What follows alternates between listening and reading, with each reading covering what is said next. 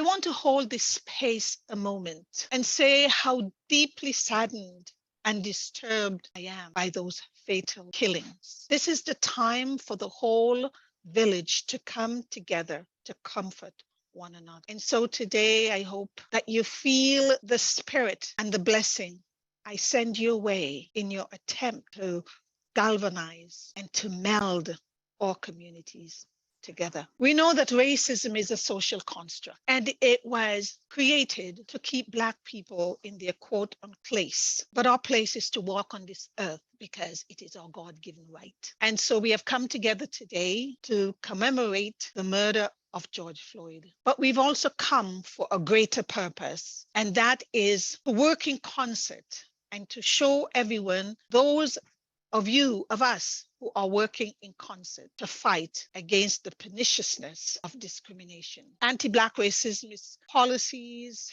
practices are embedded in Canadian institutions that reflect and reinforce beliefs, attitude, and prejudice, stereotypes, or discrimination that is directed at people of African descent and rooted in their unique history and experience of enslavement and colonization here in Canada. The legacy of anti-Black racism lives on through our current social, economic, and political systems. It is experienced as a lack of opportunity, poor health, mental health outcomes, poor education outcomes, higher rates of precarious employment and unemployment, significant poverty or destituteness, and overrepresentation in the criminal justice system with mental health and child welfare system. Anti-Black racism and systemic anti-Black racism persist and remains pervasive. Actions that mock, harm, attach stereotypes, or assume inferiority based on race directly harm Black people's physical and psychological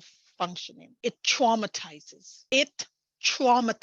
And the sad part about it is the mainstream mental health systems are not equipped to deal with the traumatization that we suffer from birth until death. And manifestations of anti-Black racism are key contributors to current disparities in health, education, and the economic status of Black people. It is intra and intergenerational. Research largely from the United States, because we in Canada, we are too good to really accept the fact of the traumatization and the impact that racism has on our Black communities. It's the data says that in their everyday interaction in stores, services, gas stations, hotels, and restaurants, they experience discrimination. So we know about driving while Black, shopping while Black, eating while Black, and essentially